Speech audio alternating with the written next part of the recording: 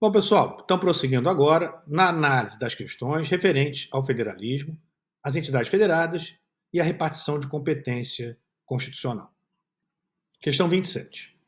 Só uma das alternativas não caracteriza a federação. Então apenas uma estaria errada. Temos que marcar, portanto, aquela que não caracteriza a federação. Opção A diz lá: subordinação financeira dos estados à União. Essa opção está errada. Não há que se falar nas federações em relação de subordinação entre as entidades federadas. As entidades federadas são dotadas de autonomia financeira e orçamentária. Mais ainda, as entidades federadas são dotadas de autonomia que garante a essas entidades capacidade de auto-organização, editarem suas próprias normas de organização, suas próprias constituições, suas próprias leis orgânicas, capacidade ainda de autogoverno, cada qual possui seu próprio centro de decisão política. Então, por exemplo, nós temos no âmbito da União, governo federal, no âmbito dos estados, governos estaduais, no âmbito dos municípios, governos municipais, e no âmbito do DF, governo distrital. Não há entre essas esferas de governo, federal, estadual, municipal e distrital, relação de subordinação. O que se tem aqui é a garantia da autonomia de todas essas entidades que integram a federação. Autonomia essa garantida pela própria Constituição. Como dito, autonomia que significa capacidade de auto-organização, editarem suas próprias normas de organização. Por exemplo, vamos até o artigo 25 da Constituição. Artigo 25. Os estados organizam-se e regem-se pelas constituições e leis que adotarem, observados os princípios desta Constituição. Então significa que todas as entidades federativas são dotadas de autonomia. Significa capacidade, como falado, de auto-organização, editarem suas próprias normas de organização, de autogoverno, cada qual tem seu próprio centro de decisão política. Como dito, governo federal, governo estadual, governo municipal e governo distrital. Não há entre eles relação de subordinação, mas sim relação de autonomia, eu diria eu de independência, mas não confundir com soberania. Tá? Então a melhor palavra, que é a palavra adotada pela própria Constituição, é autonomia.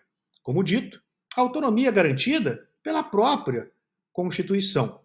Assim sendo, a Constituição Federal é que é o fundamento de validade da própria federação. Esse detalhe é importante para não confundirmos as estruturas federativas com as confederações de estados. As confederações de estados também são exemplo de estados compostos. Porém, diferentemente das federações, todos os países que integram a confederação são dotados não de autonomia, mas de soberania. De soberania, que significa dizer que aquele vínculo confederativo não é um vínculo eterno, não é um vínculo permanente. É um vínculo temporário garantido, fundamento de validade desse vínculo, tratado internacional.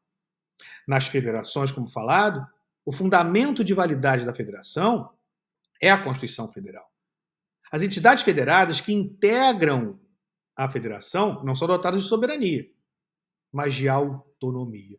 Poderes limitados constitucionalmente, limitados pela Constituição Federal. E, como falado, autonomia que significa auto-organização, autogoverno, autoadministração, autolegislação, garantido às entidades federadas autonomia financeira e orçamentária, para que não fique dependente da vontade da União ou de outra entidade da federação. Logo, não há que se falar em subordinação entre as entidades federadas. Nós temos que marcar, portanto, aquela opção que não caracteriza à federação. Então, a opção A, subordinação, não caracteriza a federação. Vamos ver as demais opções. Opção B, descentralização político-administrativa prevista na Constituição. Isso caracteriza, sim, uma federação. Essa descentralização político-administrativa com fundamento constitucional. E nós temos exemplo disso. Artigo 18 da Constituição Federal. Veja lá o artigo 18. A organização político-administrativa da República Federativa do Brasil compreende a União, os estados, o Distrito Federal e os municípios, todos agora grifem autônomos. Autonomia, olha lá o início do dispositivo, político-administrativo. Letra C. Existência de um órgão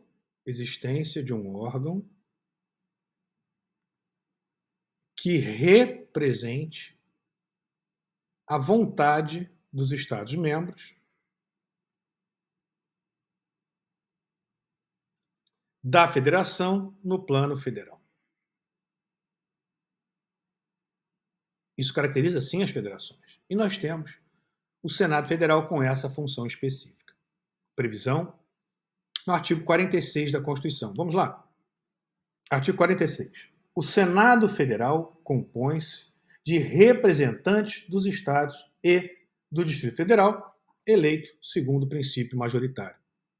O Senado, portanto, tem essa função de representar no plano federal os interesses das entidades federadas, os interesses dos estados, da federação e do Distrito Federal, seguindo o modelo norte-americano.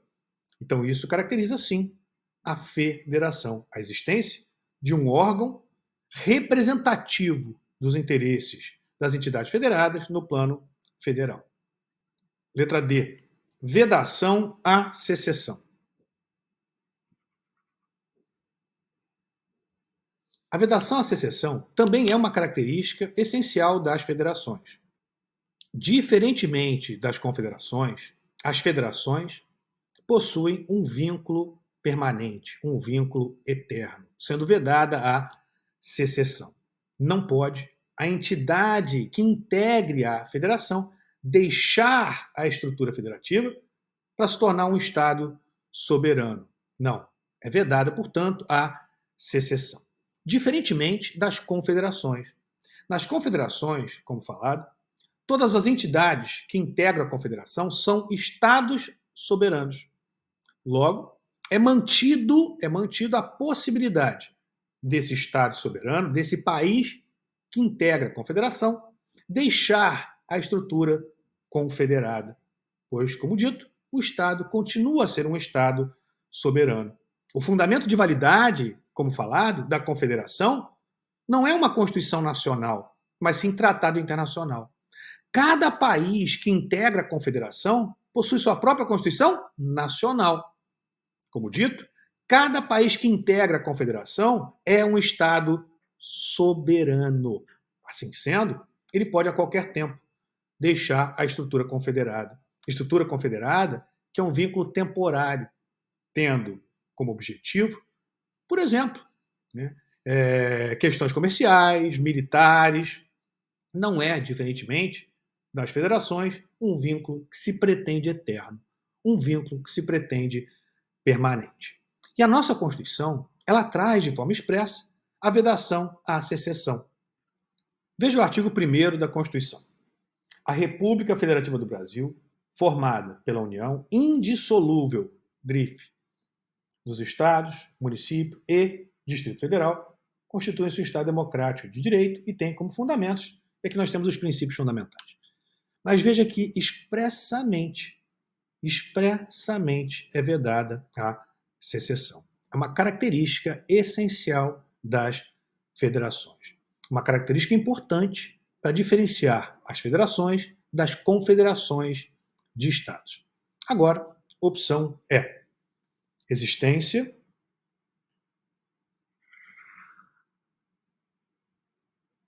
de órgão constitucional encarregado, competente, para exercer o controle de constitucionalidade. É também uma característica essencial, pois se a federação tem como fundamento de validade uma Constituição Nacional, nós chamamos normalmente de Constituição Federal, é necessário que exista um órgão constitucional encarregado da defesa da Constituição. No nosso caso, esse órgão que recebe a incumbência de defesa da Constituição é o STF, artigo 102 da Constituição. Veja o artigo 102. Compete ao Supremo Tribunal Federal, principalmente, agora grife, a guarda da Constituição. O STF, portanto, é o guardião da Constituição. A opção E também caracteriza as federações. A única opção que não caracteriza as federações é, como dito, a opção A, que faz referência à subordinação financeira dos Estados à União. Não há relação de subordinação, mas relação, como falado, de autonomia. Vamos agora à próxima questão. Marque a alternativa correta.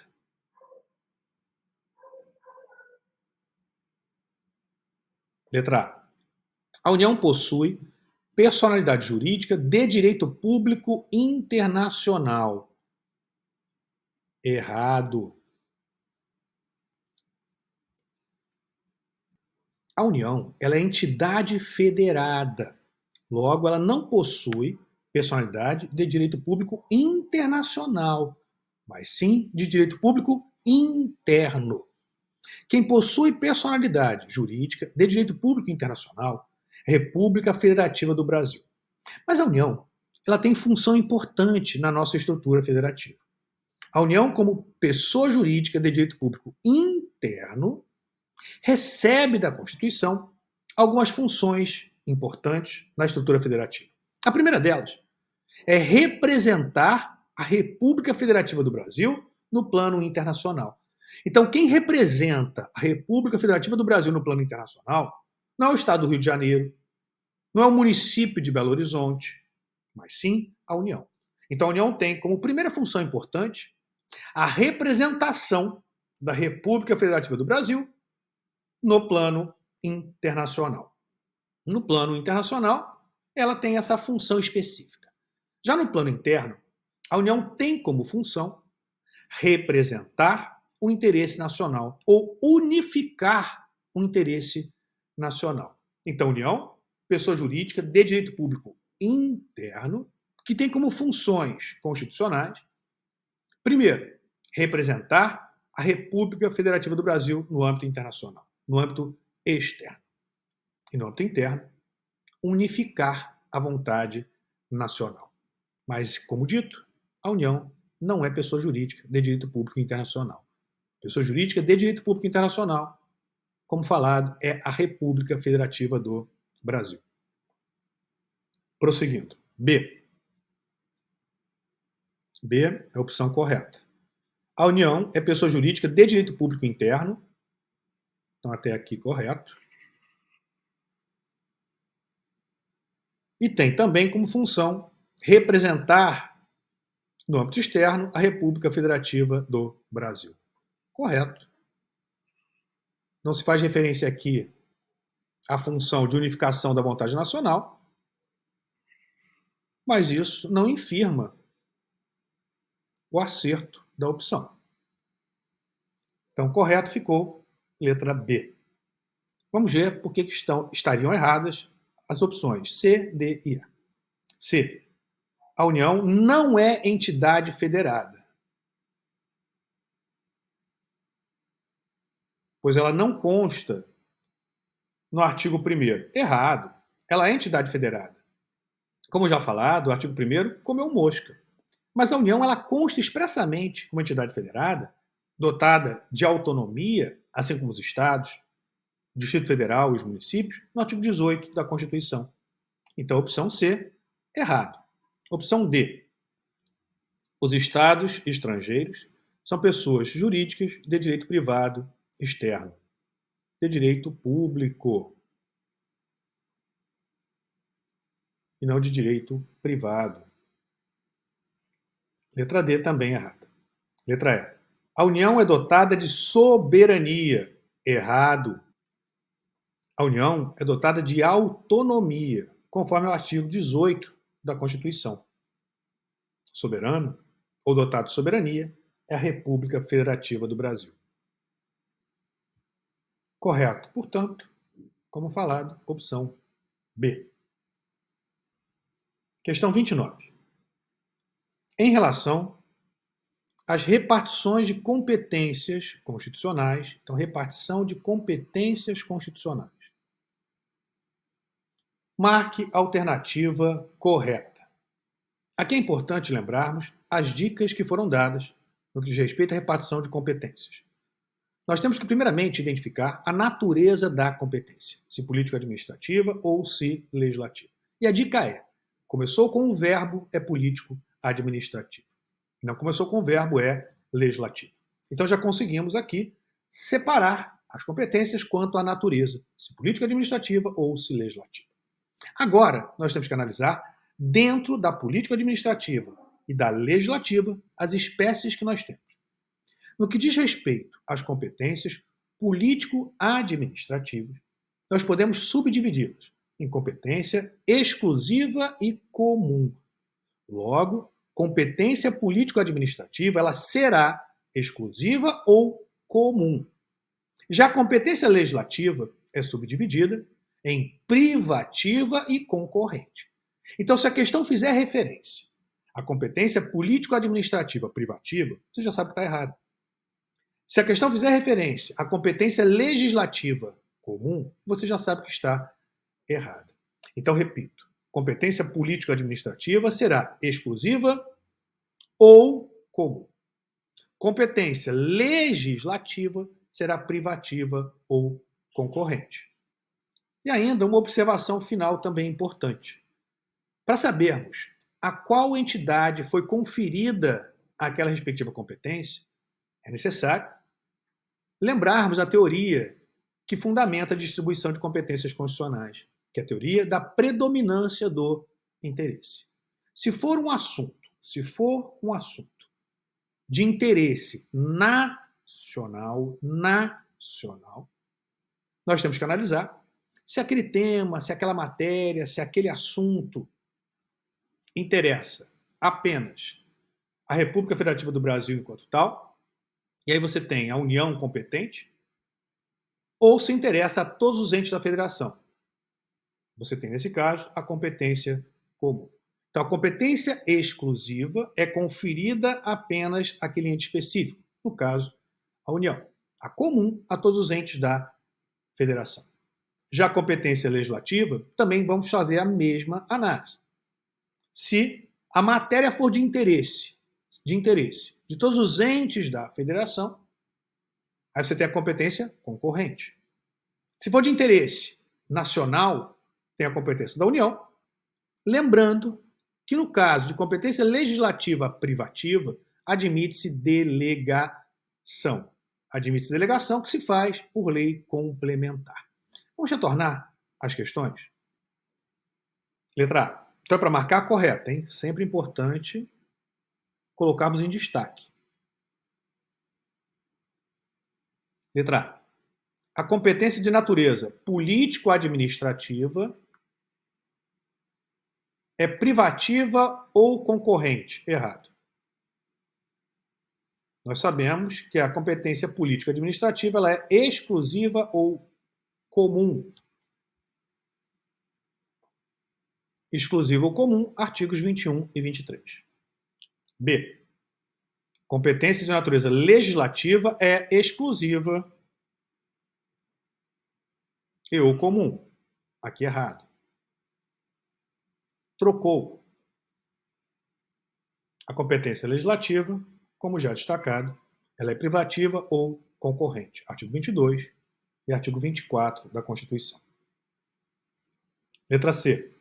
A competência concorrente, que é legislativa, como nós sabemos, só pode ser exercida após a União fixar as normas gerais. Errado. Parágrafo 3º.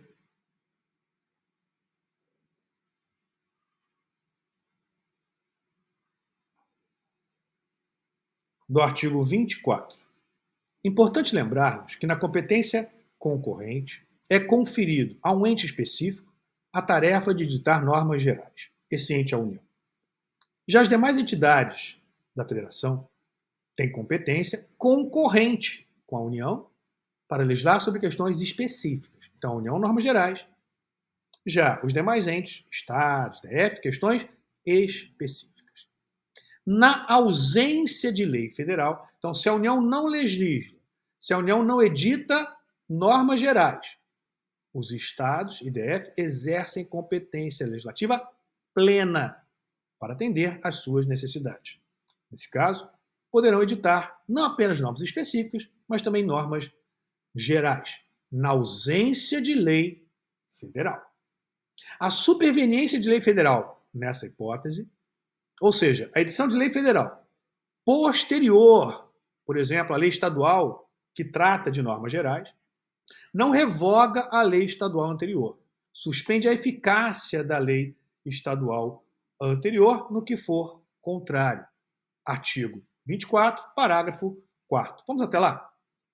Veja todos os dispositivos, parágrafo 1º, 2º, 3º e 4º. Mas o que importa para a questão é especificamente o parágrafo 3º. Mas eu vou ver todos os dispositivos. Veja lá. Parágrafo 1º. No âmbito da legislação concorrente, a competência da União limitar-se-á a estabelecer normas gerais. Parágrafo 2º. A competência da União para legislar sobre normas gerais não exclui a competência suplementar dos Estados. Competência suplementar complementar, para editar normas específicas, complementando a lei federal sobre normas gerais. Agora, parágrafo 3º. Inexistindo, grife inexistindo lei federal, não foi editada a lei federal sobre normas gerais, os Estados exercerão competência legislativa plena para atender às suas peculiaridades. Aqui nós temos a chamada competência supletiva, que significa que o Estado não apenas edita normas específicas, mas também pode editar normas gerais, na ausência de lei federal. Editada norma estadual, regulando princípios gerais, havendo a superveniência de lei federal, como falado, suspende-se a eficácia da lei estadual no que for contrário.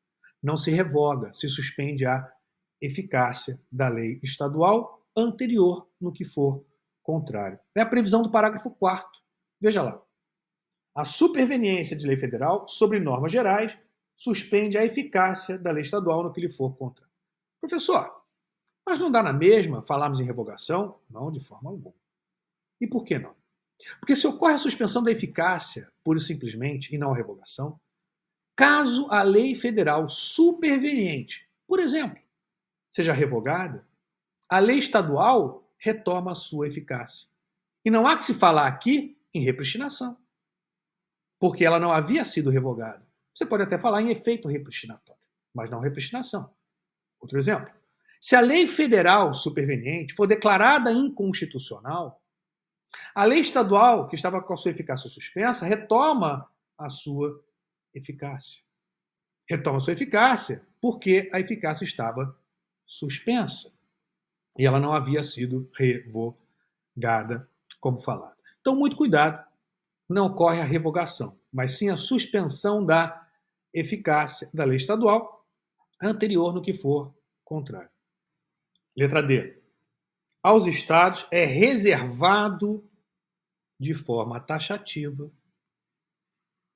as matérias de sua competência. Errado. Os Estados possuem a chamada competência reservada residual. Significa dizer que a competência da União e dos municípios é definida de forma expressa e taxativa na Constituição. Já aos Estados, é reservado o resíduo, é reservado o que sobra, é reservado o que não foi conferido às demais entidades federadas. Veja o parágrafo 1º do artigo 25. Olha o que diz lá. São reservadas, grife, reservadas, aos Estados as competências que não lhes sejam vedadas por esta Constituição.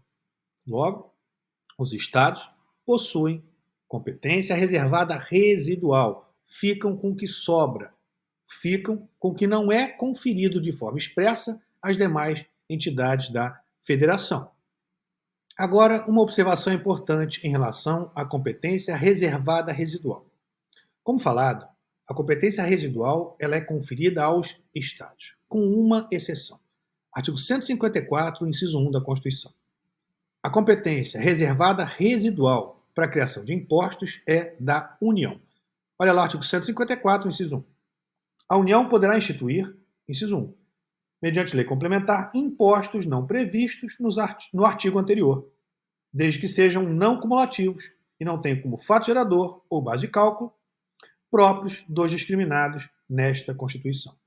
Ou seja, é reservado à União a possibilidade de criar impostos que não tenham sido conferidos às demais entidades da Federação.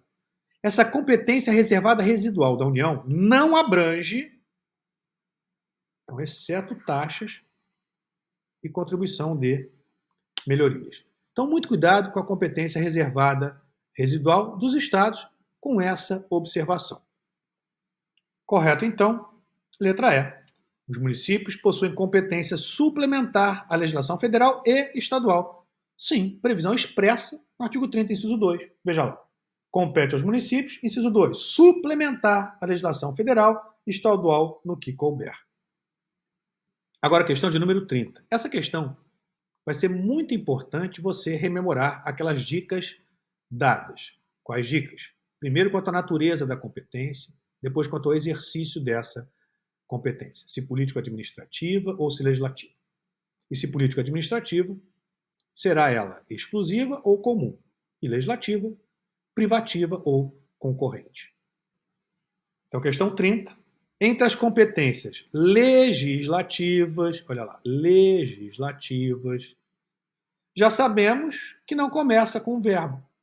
Essas questões que normalmente assustam, né, porque parecem exigir que você decore todo o artigo 21, 22 da Constituição, 23, 24, que você decore todas aquelas matérias. Normalmente, não é necessário que você decore todas aquelas matérias. Você pode sair pelas dicas que eu dei. Então, a primeira dica aqui é identificar a natureza da competência. Já sabemos que a competência político-administrativa começa com o verbo e a legislativa não começa com o verbo. Resolvemos essa questão, por exemplo. Então, veja lá. Entre as competências legislativas, privativas da União. Então, veja lá, competência legislativa. Logo, não começa com verbo. Declarar, verbo, política administrativa, não é legislativa. Decretar, verbo, política administrativa. Cuidar, verbo, política administrativa. Preservar, verbo, política administrativa. Então, a única competência que nós temos aqui, de natureza legislativa, letra D, comércio exterior e interestadual. Nós sabemos que a competência legislativa, como falado, ela é privativa ou concorrente. A privativa, artigo 22, concorrente 24. Já a competência político-administrativa, exclusiva e comum, respectivamente, artigo 21 e artigo 23. Então, aqui fala em competência privativa, já sabemos que é o artigo 22. No caso, mais especificamente, artigo 22, inciso 8. Veja lá. Compete privativamente à União legislar sobre comércio exterior e interestadual. Olha só, comércio exterior e interestadual. A predominância do interesse aqui é dos estados, dos municípios ou da própria União. Regular comércio exterior e interestadual entre as entidades da federação. Por óbvio que você não vai conferir essa competência ao Estado, mas sim à União. Então, a predominância do interesse é nacional. Se é nacional, a competência é da União. Competência privativa, que, como dito, admite delegação. Delegação que se faz por lei complementar. Então, admite-se que a União possa delegar essa competência a estados, para que esses estados legislem sobre questões específicas. Mas na competência privativa, os estados só poderão legislar se houver a delegação, diferentemente da competência legislativa concorrente, onde os estados já possuem competência para legislar sobre questões específicas. Essa competência já é dos estados. E mais ainda, na competência legislativa concorrente, caso a União não edite normas gerais de sua competência, os estados não precisam ficar aguardando ad eterno. Eles podem exercer competência plena e legislar não apenas sobre questões específicas, mas também sobre normas gerais para atender às suas necessidades. Então, muito cuidado com essas peculiaridades em relação à competência legislativa privativa e legislativa concorrente. Correto, então, opção D, letra D. Próxima questão envolve o sistema constitucional de crises, Estado de Defesa e Estado de Sítio. Para tanto, vamos primeiramente analisar as características essenciais do Estado de Defesa, do Estado de Sítio, então voltarmos à questão e aprofundarmos ainda mais o assunto. O Estado de Defesa tem previsão no artigo 136 da Constituição. Já o Estado de Sítio, no artigo 137, 138, 139. Então, primeiramente, Estado de Defesa, artigo 136. Vejam, o Presidente da República pode, ouvidos o Conselho da República e o Conselho de Defesa Nacional, decretar Estado de Defesa para preservar ou prontamente restabelecer, em locais restritos e determinados, a ordem pública ou a paz social ameaçados por grave e iminente instabilidade institucional ou atingidas por calamidades de grandes proporções da natureza. Primeira observação aqui importante. O Estado de Defesa ele é decretado diretamente pelo Presidente da República. Então, o Presidente decreta diretamente o Estado de Defesa. Não há controle político prévio exercido pelo Congresso Nacional. Esse detalhe é importante, pois já é uma diferença essencial em relação ao Estado de Sítio, como veremos. Então, o Presidente, no Estado de Defesa, decreta diretamente. Professor, mas diz aí, ouvidos o Conselho da República e o Conselho de Defesa Nacional. Conselho da República e Conselho de Defesa Nacional emitem parecer meramente opinativo, não vinculam o Presidente da República. O decreto do Presidente, ele deve especificar a área abrangida, o tempo do estado de defesa e as medidas restritivas dentre as indicadas na Constituição. Vamos agora ao artigo 136, parágrafo 1º. Diz lá: o decreto que instituir o estado de defesa determinará o tempo de sua duração, especificará as áreas a serem abrangidas, indicará, nos termos e limites da lei, as medidas coercitivas a vigorarem dentre as seguintes. Não pode ir além dessas medidas aqui indicadas. As medidas, portanto, indicadas são o limite de atuação do Presidente da República quando decreta o estado de defesa. Veja as medidas. Restrições aos direitos de a reunião, ainda que exercida no seio das associações, sigilo de correspondência, sigilo das comunicações telegráfica e telefônica. Inciso 2. Ocupação e uso temporário de bens e serviços públicos. Então, muita atenção aqui. Não confundir com a hipótese de requisição administrativa previsto no artigo 5º, inciso 25. Lá, cuida de bem particular. Para requisição de bem particular, não é necessária a decretação do estado de defesa. Para requisição de bem público, apenas durante o estado de defesa. Vamos aos dois dispositivos? Então, novamente aqui, no parágrafo 1º do 136, inciso 2. Ocupação e uso temporário, grife, de bens e serviços públicos. Seguindo, na hipótese de calamidade pública, respondendo à União pelos danos e custos decorrentes. Então, eu tenho aqui requisição de bem público. Já de bens particulares, vamos agora ao artigo 5º, inciso 25. Diz lá: no caso de iminente perigo público, a autoridade competente poderá usar de propriedade particular assegurada ao proprietário indenização ulterior, se houver dano. Então, faça uma remissão, grife propriedade particular, faça uma remissão, artigo 136, parágrafo 1º, inciso 2. E lá no parágrafo 1º, inciso 2, faça uma remissão ao inciso 25 do artigo 5º da Constituição. Parágrafo 2º do 136. O tempo de duração do estado de defesa não será superior a 30 dias. Então, cuidado com as expressões da Constituição. Não será superior a 30 dias, pode ser menor. Então, o presidente pode decretar por 20, por 15, por 10, por 30, mas não pode por 31. Então, pode decretar por menos, não pode por mais. Seguindo. O tempo de duração do estado de defesa não será superior a 30 dias, podendo ser prorrogado uma única vez, então apenas uma prorrogação, hein? Não se admite mais de uma prorrogação, apenas uma. Apenas uma prorrogação por igual período.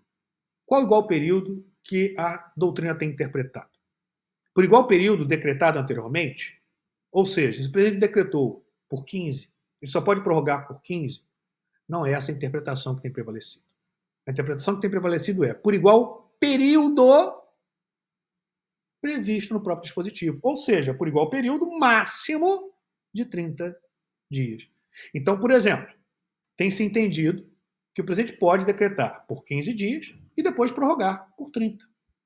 Não precisa ser também por 15. Por igual período que pode ser decretado, e não por igual período decretado.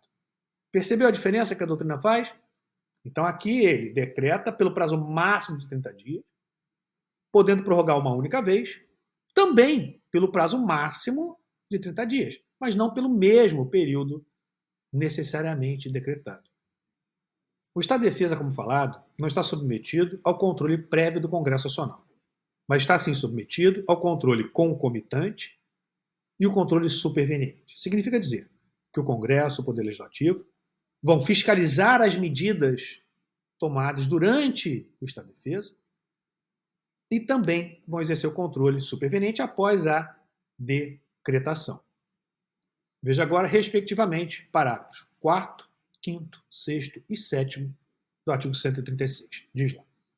Parágrafo 4º. Decretado o estado de defesa ou a sua prorrogação, o presidente da República, dentro de 24 horas, submeterá o ato com a respectiva justificação ao Congresso Nacional, que decidirá por maioria absoluta. Então, o presidente decreta e submete ao Congresso. Ele não depende de autorização do Congresso, hein? Atenção. Parágrafo 5º. Se o Congresso estiver em recesso, será convocado extraordinariamente no prazo de 5 dias, porque ele deve acompanhar as medidas. Parágrafo 6º. O Congresso apreciará o decreto do presidente da República dentro de 10 dias contados do seu recebimento, devendo continuar funcionando, olha lá, controle concomitante, funcionando enquanto vigorar o estado de defesa, para fiscalizar as medidas. E parágrafo 7º. Rejeitado o decreto, cessa imediatamente o estado de defesa. Então, repito, não há no estado de defesa controle político prévio exercido pelo legislador, mas há sim controle concomitante e controle superveniente. Visto o estado de defesa, agora estado de sítio. Artigo 137, incisos 1 e 2. Diz lá. O presidente da República pode, ouvidos o Conselho da República e o Conselho de Defesa Nacional, solicitar ao Congresso Nacional autorização para decretar o estado de sítio nos casos de... Primeira observação aqui importante. O estado de sítio depende, a decretação do estado de sítio pelo presidente da República depende de autorização do Congresso Nacional. Então, o presidente não decreta diretamente, ele solicita ao Congresso autorização para decretar. O Congresso exerce controle prévio. O Congresso autoriza ou não. Se o Congresso não autoriza, não pode ser decretado. Se o Congresso autoriza, aí sim o presidente decreta o estado de sítio. Segunda observação, os pareceres emitidos, tanto pelo Conselho de Defesa como pelo Conselho da República, são meramente opinativos, não têm efeito vinculante. Agora, as causas que justificam a decretação do estado de sítio. Incisos 1 e 2. Inciso 1. Caso de comoção grave de repercussão nacional. O estado de defesa local, aqui nacional. Ou ocorrência de fatos que comprovem a ineficácia de medida tomada durante o estado de defesa. Então, por exemplo, decretou-se o estado de defesa. Decretou-se o estado de defesa, pois você tinha aqui uma turbulência local. Local restrito e determinado. Não tinha abrangência nacional. Então, decreta-se estado de defesa. Decreta-se, vamos colocar por 30 dias. Não foi suficiente. O presidente prorroga também por 30 dias. Não foi suficiente. Lembrando que o estado de defesa admite apenas uma prorrogação, não pode mais prorrogar. Mas não houve solução. O que fazer agora? Ele pode decretar o estado de sítio. Então, muita atenção. O estado de sítio ele é normalmente decretado quando a situação justificadora tiver abrangência nacional. Porém, ele pode também ser decretado para situações de locais restritos e determinados, desde que não tenham sido suficientes as medidas adotadas durante o estado de defesa. Parte final do inciso 1. Agora, retomando o 137, inciso 2. Declaração de estado de guerra ou resposta à agressão armada estrangeira. Também justifica a decretação do estado de sítio. Vimos as causas justificadoras. Mas assim como o estado de defesa, também deve ser indicado no estado de sítio as medidas adotadas, o prazo de duração. Vamos à Constituição? Veja o que diz lá. Artigo 138. O decreto do estado de sítio indicará sua duração, as normas necessárias à sua execução e as garantias constitucionais que ficarão suspensas, de forma expressa. E depois de publicado, o presidente da República designará o executor das medidas específicas e as áreas abrangidas. Agora, atenção no prazo. Parágrafo 1º. O estado de sítio, no caso do artigo 137.1, grife 137.1, comoção grave de repercussão nacional ou comprovação de inefetividade do estado de defesa, nesse caso, a duração do estado de sítio será, grife lá, não será decretado por mais de 30 dias, então prazo máximo também de 30 dias. Prazo igual, máximo de 30 dias. Podendo ser prorrogado também pelo prazo máximo de 30 dias. A diferença aqui é que não há limite de prorrogação. Admite-se sucessivas prorrogações, desde que a situação justificadora permaneça.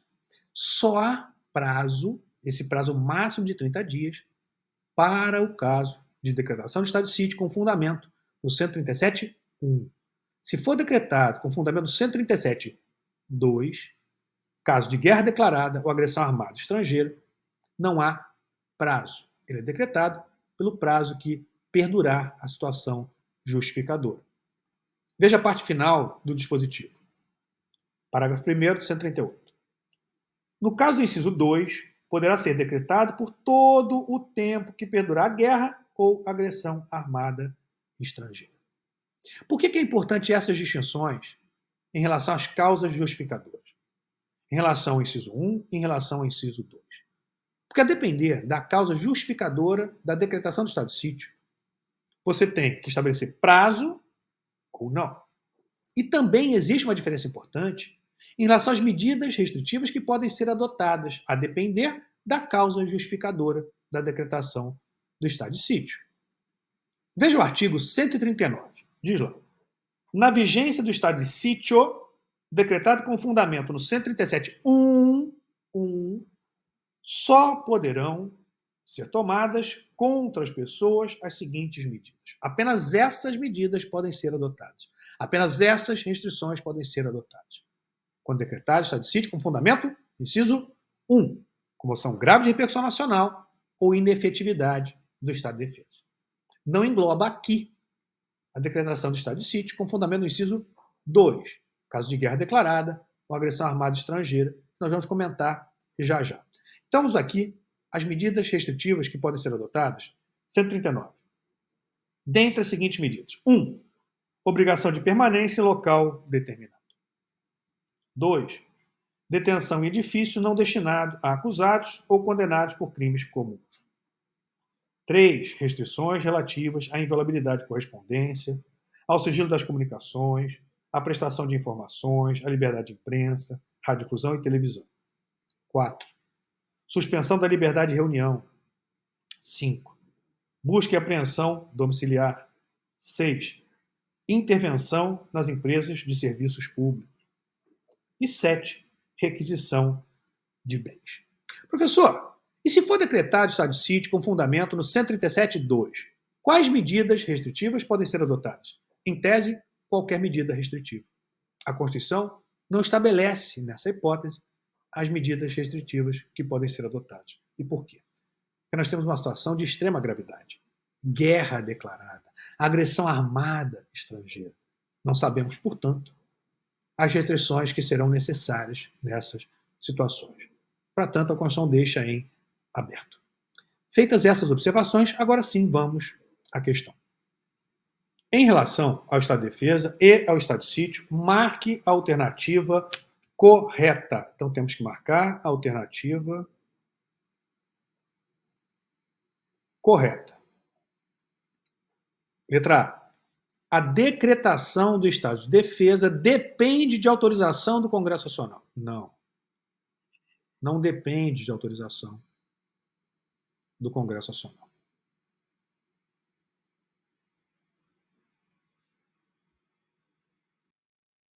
Veja aqui, como já destacado, observações importantes. No estado de defesa, o presidente decreta. Defesa, olha lá, guarde o D, decreta. No estado de sítio, ele primeiro solicita. Olha lá o Szinho.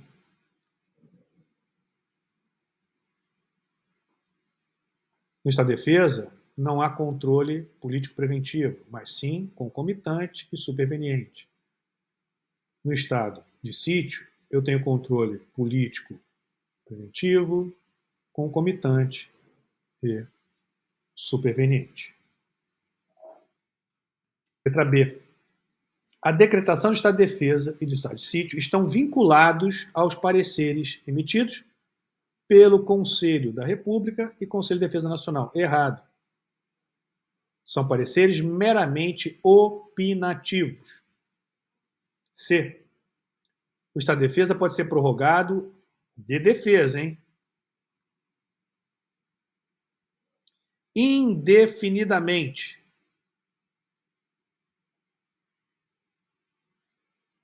Enquanto a situação justificadora permanecer, mas sempre de 30 em 30 dias. Errado.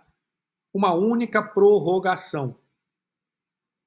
Deixa a letra D, que é a correta, para o final. Letra E. O estado de sítio, pode ser decretado pelo presidente da República diretamente, não havendo controle prévio. Errado. Existe controle prévio do Congresso Nacional.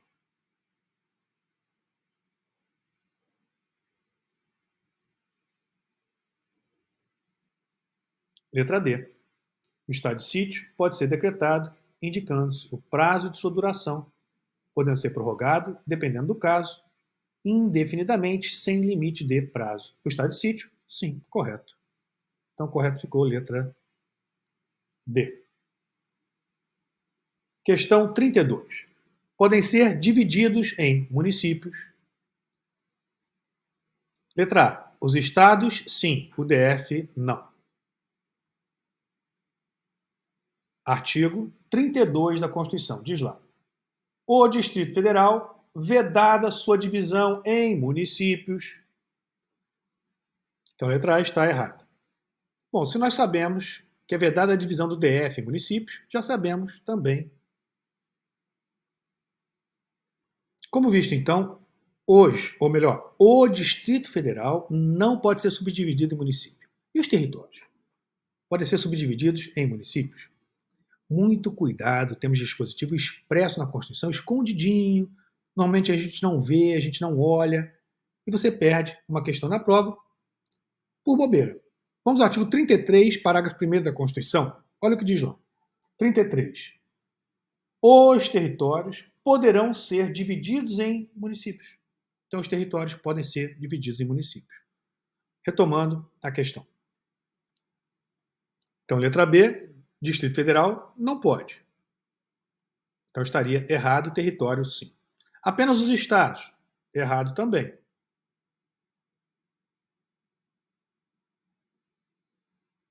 Pois veja lá.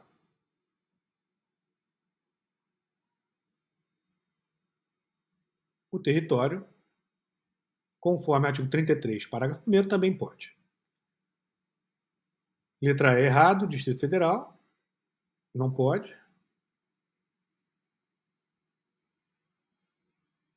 Letra D, estados e territórios. Agora, última questão em relação ao tema federalismo, entidades federadas e repartição de competências constitucionais. Na ausência de lei federal, então, na ausência de lei federal, estabelecendo normas gerais sobre proteção de ecossistemas ameaçados, determinado Estado da Federação editou, no passado, sua própria lei sobre o assunto, estabelecendo, desde princípios e valores a serem observados até regras específicas sobre a exploração econômica de tais áreas. Ou seja, editou normas gerais e específicas. Criou ainda fiscalização efetiva em seu território e multou empresas e produtores que desrespeitaram a lei. Anos depois,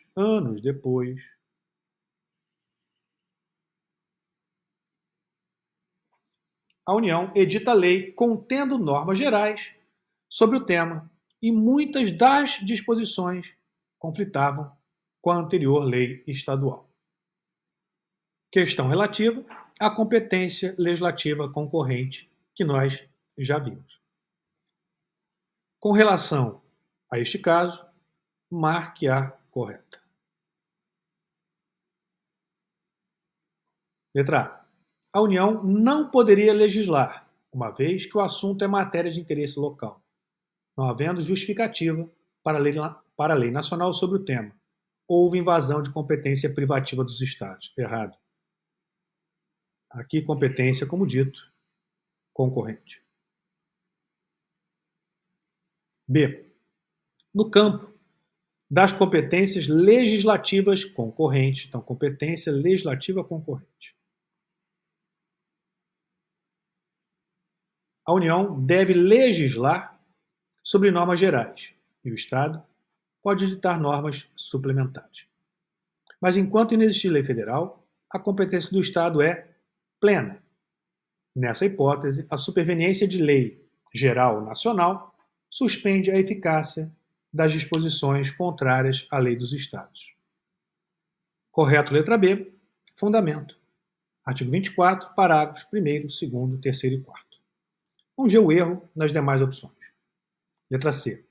A lei aplicável, no caso concreto, será aquela que estabelecer padrões mais restritivos, em atenção à proteção do meio ambiente, não importando se tal norma é a federal ou se é editada pelos Estados-membros. Errado. Aqui, a lei constitucional e, consequentemente, a lei a ser aplicada é aquela que respeita a competência definida na Constituição. D. O Estado não poderia ter estabelecido normas próprias na ausência de lei nacional, com disposições gerais que definissem marcos a serem seguidos pelos Estados. Em consequência, são nulas todas as multas aplicadas anteriormente à publicação da lei editada pela União. Errado. Na ausência de lei federal, os Estados exercem competência legislativa plena, podendo editar não apenas normas específicas, mas também normas de caráter geral. Letra E. A União não pode editar normas gerais após os Estados legislarem. Claro que pode. A edição de lei federal superveniente suspende a eficácia da lei estadual anterior, conforme o parágrafo 4º do artigo 24. Então, correto ficou letra B.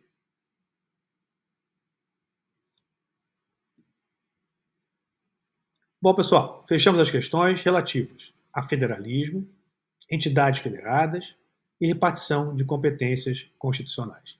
Até a próxima.